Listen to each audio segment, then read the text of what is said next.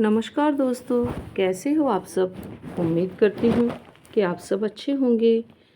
तो जैसे जेठ चल रहा है और जेठ माह में मंगलवार की बहुत महत्व होता है।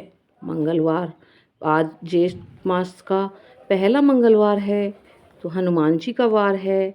तो आज हम हनुमान जी के वार मंगलवार को एक बहुत ही अच्छी कथा सुनेंगे, जो कथा सभी को अवश्य ही सुननी चाहिए, क्योंकि हनुमान जी को पराक्रम, बल और भक्ति के आदर्श देवता माने जाते हैं। इसी वजह से पुराणों में हनुमान जी को शकुल गुण निधान भी कहा गया है। गोस्वामी तुलसीदास जी ने भी लिखा है कि चारों जुग प्रताप तुम्हारा है प्रसिद्ध जगत उजियारा। इस चौपाई का अर्थ है कि हनुमान जी इकलौते ऐसे देवता हैं जो हर युग में किसी न किसी रूप गुणों के साथ जगत के लिए संकट मोचन बनकर हमेशा पृथ्वी पर रहते हैं। शास्त्रों में कहा गया है कि हनुमान जी की सेवा करने और उनका व्रत रखने से उनकी विशेष कृपा अपने भक्तों पर बनी रहती है। ज्योतिष शास्त्रों के अनुसार हनुमान जी का व्रत करने से कुंडली में मौजूद सभी ग्रह शांत हो जाते हैं और उनकी असीम कृपा प्राप्त होती है। हनुमान जी का व्रत बहुत ही फलदायी माना जाता है। इस व्रत को करने से भूत प्रेत और काली शक्तियों का प्रभाव कभी भी नहीं पड़ता। मंगलवार का व्रत करने से सम्मान, साहस और पुरुषार्थ बढ़ता है। तो आइए, ये जानकारी थी हनुमान जी के बारे में। जो भी हमें सही गलत पता है, जैसा हमने सुना है ऐसा हमने आपको बताया है। तो आइए अब हम सुनते हैं हनुमान जी की कथा। व्यास जी ने कहा, एक बार नैमिषारण्य तीर्थ में 80,000 मुनि इकट्ठे होकर पुराणों के ज्ञाता श्री सूत जी से कहने लगे कि हे महर्षि, आपने हमें अनेक पुराणों की कथाएं सुनाई हैं। आप कृपा करके हमें ऐसा व्रत और कथा बताएं जिसके करने से संतान की प्राप्ति हो तथा मनुष्य को रोग, शोक, अग्नि, सर्व दुख का भय दूर हो, क्योंकि कलयुग में सभी जीवों की आयु बहुत कम है। फिर इस पर भी उन्हें रोग लगे ही रहते हैं।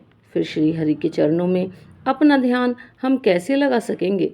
श्री सूत जी बोले, हे मुनियों, आपने लोक कल्याण के लिए बहुत ही उत्तम प्रश्न पूछा है। एक बार युधिष्ठिर ने भगवान श्री कृष्ण से लोक कल्याण के लिए यही प्रश्न किया था। भगवान श्री कृष्ण और युधिष्ठिर का जो उनके बीच में बातें हुई थीं वह मैं तुमको सुनाता हूँ, ध्यान देकर सुनो। एक समय पांडवों की सभा में श्री कृष्ण जी बैठे हुए थे। तब युधिष्ठिर ने भगवान श्री कृष्ण से प्रश्न किया कि हे प्रभु नंद नंद गोविंद, आपने मेरे लिए अनेकों कथाएं सुनाई हैं। आज आप कृपा करके ऐसा व्रत या कथा सुनाएं जिसके करने से मनुष्य को रोग, बीमारी का भय समाप्त हो जाए और पुत्र की प्राप्ति हो, ज्ञान की प्राप्ति हो। हे प्रभु, बिना पुत्र के जीवन व्यर्थ है। पुत्र के बिना मनुष्य नरकगामी होता है।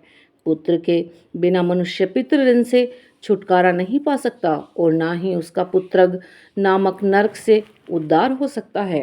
अतः पुत्रदायक व्रत मुझे बतलाएं। श्री कृष्ण भगवान बोले, हे राजन, मैं एक प्राचीन इतिहास सुनाता हूँ, आप इसे ध्यानपूर्वक सुनिए। कुंडलपुर नामक एक नगर था। उसमें नंदा नामक एक ब्राह्मण रहता था। भगवान की कृपा से उसके पास सब कुछ था, फिर भी वह बहुत दुखी था। इसका कारण यह था कि ब्राह्मण की स्त्री सुनंदा के कोई संतान न थी। सुनंदा पतिव्रता थी, भक्तिपूर्वक हनुमान जी की आराधना किया करती थी। मंगलवार के दिन व्रत करके अंत में भोजन बनाकर हनुमान जी को भोग लगाने के बाद स्वयं भोजन करती थी। एक बार मंगलवार के दिन ब्राह्मणी गृह कार्य की अधिकता के कारण हनुमान जी को भोग न लगा सकी, तो इस पर उसे बहुत दुख हुआ और उसने कुछ भी नहीं खाया और मन में प्रण किया कि अब तो अगले मंगलवार को ही हनुमान जी को भोग लगाकर अन्न जल ग्रहण करूंगी। ब्राह्मणी प्रतिदिन भोजन बनाती, श्रद्धापूर्वक पति को खिलाती, परंतु स्वयं भोजन नहीं करती थी। मन ही मन श्री हनुमान जी की आराधना करती रहती थी। इसी प्रकार 6 दिन गुजर गए और ब्राह्मणी अपने निश्चय के अनुसार भूखी प्यासी निराहार रही। अगले मंगलवार को ब्राह्मणी प्रातःकाल ही बेहोश होकर पृथ्वी पर गिर पड़ी। ब्राह्मणी की इस असीम भक्ति के प्रभाव से श्री हनुमान जी बहुत ही प्रसन्न हुए और प्रकट होकर बोले कि हे ब्राह्मणी, मैं तेरी भक्ति से अत्यंत प्रसन्न हूँ। तू उठ और देख, मैं तेरे सामने खड़ा हूँ और मुझसे वर मांग ले। ब्राह्मणी अपने आराध्य देव श्री हनुमान जी को देखकर आनंदित हो उठती है और आनंद की अधिकता से विहल हो श्री हनुमान जी के चरणों में गिरकर बोली, हे प्रभु, मुझे आपके दर्शन हो गए, इससे ज़्यादा मुझे और कुछ क्या चाहिए। तब श्री भगवान हनुमान जी कहते हैं कि कोई बात नहीं, फिर भी तुम मुझसे कोई वर मांग सकती हो। तब वह रोती हुई कहती है कि हे प्रभु, आप तो सब जानते हैं, आपसे क्या छुपा हुआ है। फिर भी मैं आपको कहती हूँ कि मेरे कोई संतान नहीं है। कृपा करके मुझे संतान प्राप्ति का आशीर्वाद दें, आपकी अति कृपा होगी। श्री हनुमान जी बोले, ठीक है बेटा, जो तेरी इच्छा है वो पूर्ण होगी। तेरे एक कन्या पैदा होगी, उसके अष्टांग प्रतिदिन सोना दिया करेंगे। इस प्रकार कहकर हनुमान जी वहाँ से अंतर्ध्यान हो जाते हैं। ब्राह्मणी बहुत हर्षित हुई और सभी समाचार अपने पति से कहा। ब्राह्मण देव कन्या का वरदान सुनकर कुछ दुखी हुए, परंतु सोना मिलने की बात सुनी तो बहुत प्रसन्न हुए। विचार किया कि ऐसी कन्या के साथ तो मेरी निर्धनता भी समाप्त हो जाएगी। हनुमान जी की कृपा से वह ब्राह्मणी गर्भवती हुई और 10वें महीने में उसे बहुत ही सुंदर पुत्री प्राप्त हुई। यह पुत्री अपने पिता के घर में ठीक उसी तरह बढ़ने लगी जिस प्रकार शुक्ल पक्ष का चंद्रमा बढ़ता है। 10वें दिन ब्राह्मण ने उस बालिका का नाम संस्कार कराया। उसके कुल पुरोहित ने उस बालिका का नाम रत्नावली रखा, क्योंकि वह कन्या सोना प्रदान किया करती थी। इस कन्या ने पूर्व जन्म में बड़े ही विधान से हनुमान जी का व्रत किया था। रत्नावली का अष्टांग बहुत सा सोना देता था। उसे सोने से ब्राह्मण बहुत ही धनवान हो गया। अब ब्राह्मणी भी अभिमान करने लगी। समय बीतता रहा। अब वह कन्या 10 वर्ष की हो चुकी थी। एक दिन जब ब्राह्मण प्रसन्न चित्त था, तब ब्राह्मणी ने अपने पति से कहा कि मेरी पुत्री विवाह योग्य हो गई है, अतः आप कोई सुंदर और योग्य वर देखकर इसका विवाह कर दीजिए। यह सुनकर ब्राह्मण बोला, अभी तो वह बहुत छोटी है। तब ब्राह्मणी बोली कि शास्त्रों की आज्ञा है कि कन्या 8वें वर्ष में गौरी और 9वें वर्ष में रोहिणी और 10वें वर्ष में कन्या, इसके पश्चात वह बड़ी हो जाती है। गौरी के दान से पाताल लोक की प्राप्ति होती है, राहिनी के दान से बैकुंठ लोक की प्राप्ति होती है, कन्या के दान से इंद्र लोक में सुखों की प्राप्ति होती है।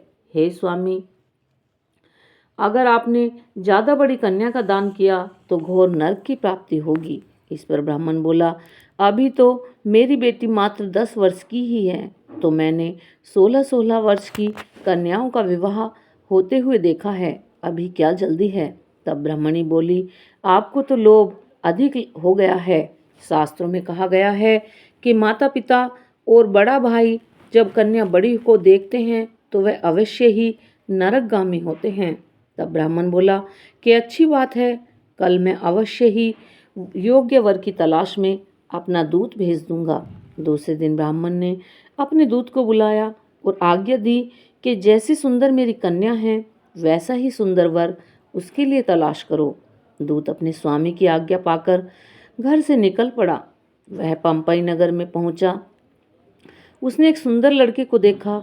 वह बालक एक ब्राह्मण परिवार का बहुत ही गुणवान पुत्र था।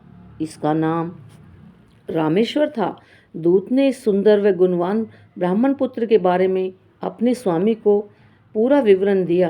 ब्राह्मण को भी रामेश्वर अच्छा लगा और फिर शुभ मुहूर्त में विधि पूर्वक कन्यादान करके ब्राह्मण ब्राह्मणी संतुष्ट हुए। परंतु ब्राह्मण के मन में तो लोभ समाया हुआ था। उसने कन्यादान तो कर दिया, पर वह मन से बहुत खिन्न भी था। उसने विचार किया कि अब तो मेरी पुत्री चली जाएगी और मुझे जो सोना मिलता था अब वह नहीं मिलेगा, और जो मेरे पास धन था तो अब कुछ ही धन विवाह में खर्च हो गया है, और जो शेष बचा है वह कुछ दिनों पश्चात समाप्त हो जाएगा। मैंने तो इसका विवाह करके बहुत बड़ी भूल कर दी। मैं ब्राह्मणी की बातों में आ गया। अब कोई ऐसा उपाय हो कि अब मेरी कन्या मेरे घर में ही रहे, अपनी ससुराल को ना जाए। लोभ रूपी राक्षस ब्राह्मण के दिमाग में ये विचार छाते जा रहे थे। रात भर अपनी सैया पर बेचैनी से करवट बदलते बदलते उसने एक बहुत ही क्रूर निर्णय लिया। उसने मन में विचार किया कि जब कन्या को लेकर उसका पति रामेश्वर अपने घर के लिए जाएगा तो वह मार्ग में छिपकर रामेश्वर का वध कर देगा और अपनी कन्या को अपने साथ घर ले आएगा। इससे नियमित रूप से उसे सोना मिलता रहेगा और समाज का कोई मनुष्य उसे दोष भी नहीं दे सकेगा।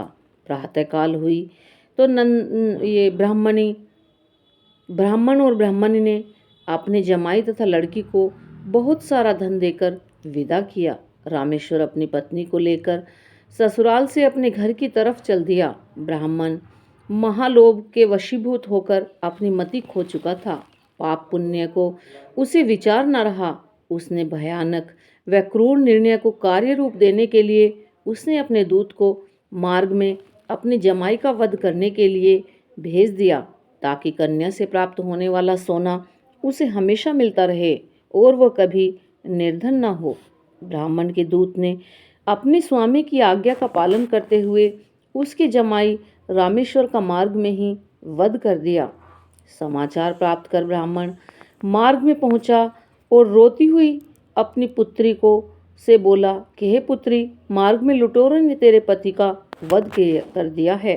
भगवान की इच्छा के आगे किसी का कोई वश नहीं चलता। अब तू घर चल, वहां पर ही रहकर शेष जीवन व्यतीत करना। जो भाग्य में लिखा है उसे कोई नहीं मिटा सकता। अपने पति की अकाल मृत्यु से कन्या बहुत दुखी हुई।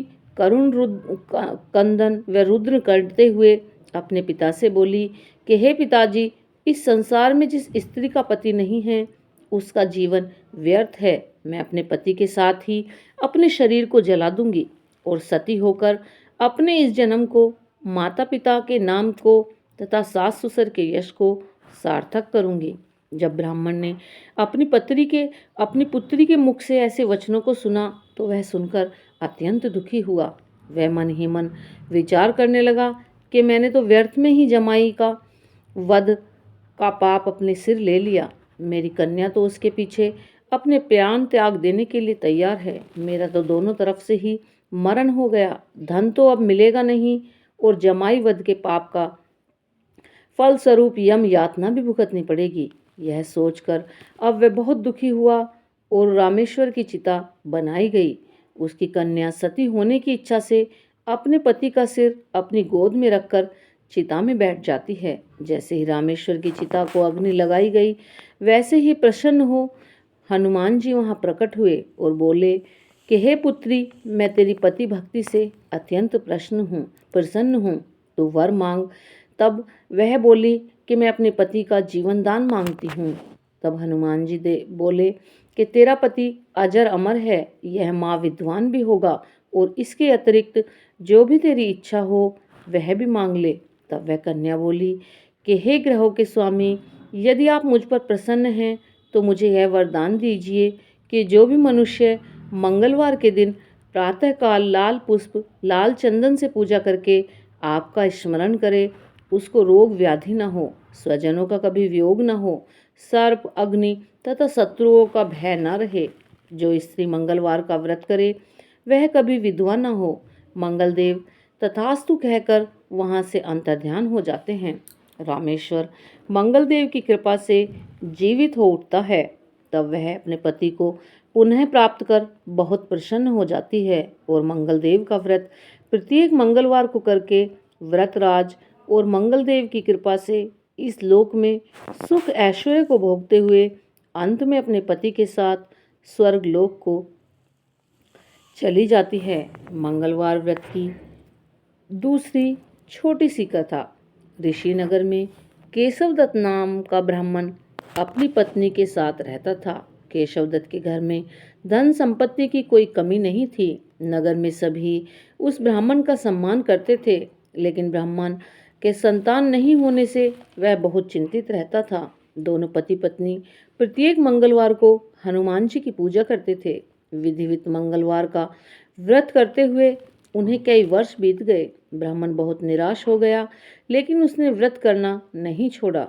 कुछ दिनों के बाद ब्राह्मण हनुमान जी की पूजा करने के लिए जंगल में चला गया। उसकी पत्नी ब्राह्मणी घर में रहकर मंगलवार का व्रत करने लगी। दोनों पति पत्नी पुत्र प्राप्ति के लिए मंगलवार का विधिवत व्रत करते थे। ब्राह्मणी ने अगले मंगलवार को व्रत किया, लेकिन किसी कारण उस दिन ब्राह्मणी हनुमान जी को भोग नहीं लगा सकी और उस दिन वह सूर्यास्त के बाद भूखी ही सो गई। अगले मंगलवार को हनुमान जी को भोग लगाए बिना उसने भोजन नहीं करने का प्रण लिया। 6 दिन तक वह ब्राह्मणी भूखी प्यासी ही रही। 7वें दिन मंगलवार को ब्राह्मणी ने हनुमान जी की पूजा की, लेकिन तभी भूख प्यास के कारण वह ब्राह्मणी बेहोश होकर पृथ्वी पर जा गिरी। हनुमान जी ने उसे स्वप्न में दर्शन देते हुए कहा कि उठो पुत्री, मैं तुम्हारी पूजा पाठ से, तुम्हारे भक्ति भाव से अत्यंत प्रसन्न हूँ। तुम्हें सुंदर और सुयोग्य पुत्र होने का वर देता हूँ। यह कहकर हनुमान जी वहाँ से अंतर्ध्यान हो गए। तत्काल वे ब्राह्मणी उठकर हनुमान जी को भोग लगाकर और स्वयं भोजन करती है। हनुमान जी की अनुकंपा से उसे एक सुंदर पुत्र की प्राप्ति होती है। मंगलवार को जन्म लेने के कारण उस बच्चे का नाम मंगल रखा गया। कुछ दिनों बाद ब्राह्मणी का पति घर लौटकर आता है। उसने मंगल को देखा तो अपनी पत्नी से पूछा कि इतना सुंदर बच्चा किसका है।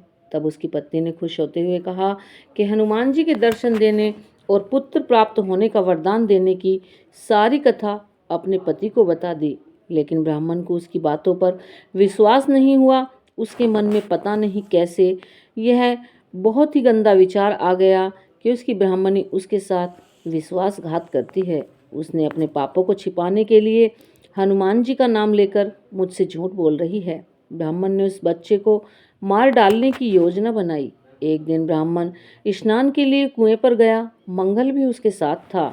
ब्राह्मण ने मौका देखकर मंगल को कुएं में फेंक दिया और घर आकर बहाना बना दिया कि मंगल तो कुएं पर मेरे पास पहुंचा ही नहीं। ब्राह्मण के इतना कहने के बाद थोड़ी ही देर बाद मंगल दौड़ता हुआ घर लौट आया।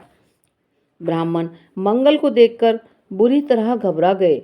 उसी रात हनुमान जी ने ब्राह्मण को स्वप्न में दर्शन देते हुए कहा कि तुम दोनों के मंगलवार के व्रत करने से प्रसन्न होकर पुत्र जन्म का वर मैंने ही ब्राह्मणी को दिया था, फिर भी तुम अपनी पत्नी पर शक क्यों करते हो। उसी समय ब्राह्मण ने अपनी पत्नी को जगाकर उससे क्षमा मांगते हुए स्वप्न में हनुमान जी के दर्शन देने की सारी कहानी सुनाई और ब्राह्मण ने अपने बेटे को हृदय से लगाकर बहुत प्यार किया। उस दिन के बाद वे तीनों आनंद पूर्वक रहने में लगे। मंगलवार का विधि व्रत करने से ब्राह्मण और उस ब्राह्मणी के सभी कष्ट दूर हो गए। इस तरह जो भी स्त्री पुरुष विधिवत मंगलवार का व्रत करके व्रत कथा सुनते हैं या पढ़ते हैं, हनुमान जी उनके सभी कष्ट दूर करके उनके घर में धन संपत्ति का भंडार भर देते हैं। उनके शरीर के सभी रक्त और बीमारियां दूर हो जाती हैं और सभी रोग नष्ट हो जाते हैं। तो अगर आपको वीडियो पसंद आई हो तो प्लीज़ हमारे वीडियो को लाइक करें, शेयर करें और जिन्होंने अभी तक चैनल को सब्सक्राइब नहीं किया है वो चैनल को सब्सक्राइब करें और हाँ, कमेंट में जय श्री राम, जय हनुमान